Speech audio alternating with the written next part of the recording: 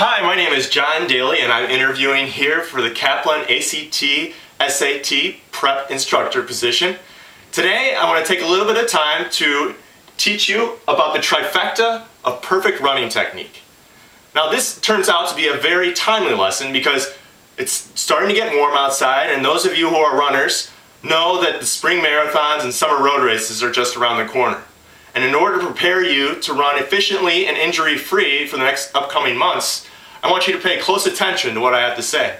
But even those of you who aren't runners still need to at least take a little bit of my advice. And the reason I say that is because you never know when a bear will be chasing you and you'll need to get away, or when Mother Nature will be calling when you're sitting on a couch watching TV and you'll need to get from the couch to the bathroom and back to the couch before the commercials get over.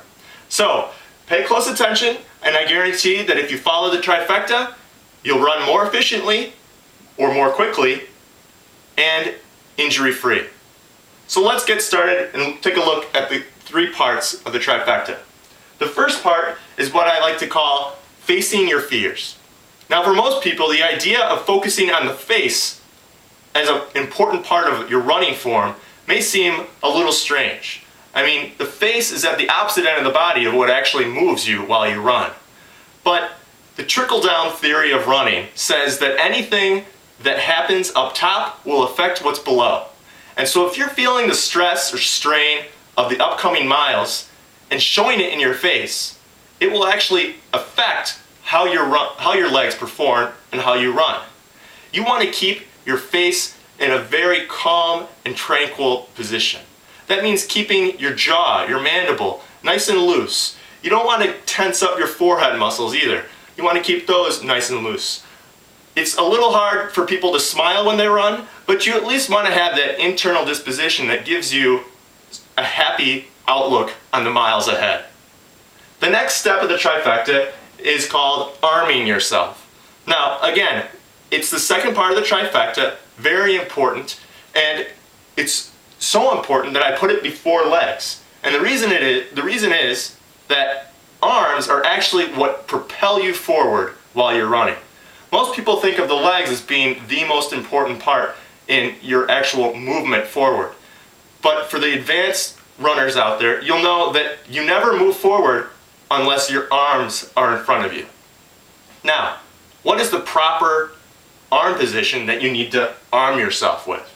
Well, what I like to teach my team is to always keep your arm at an obtuse angle. That means at an angle greater than 90 degrees. And the reason for that is because the longer the angle, or the bigger the angle, the more force you're able to propel yourself forward with.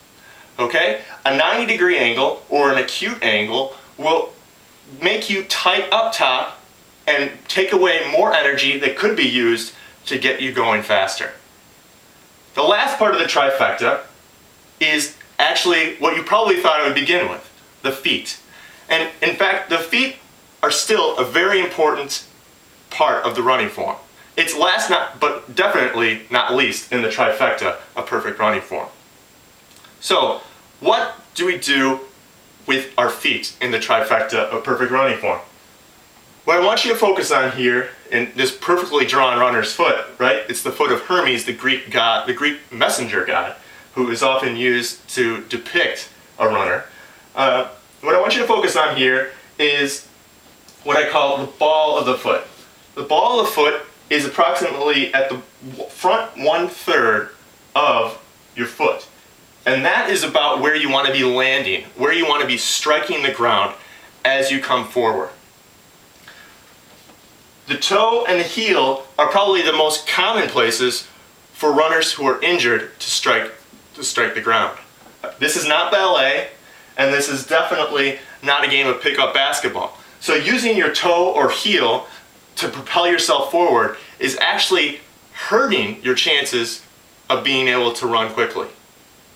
So, just to sum up very quickly, the trifecta of perfect running form, let me remind you that you need to face your fears by keeping your face nice and smooth and calm and tranquil, representative of the inner calm and strength that you know you have to finish the miles ahead.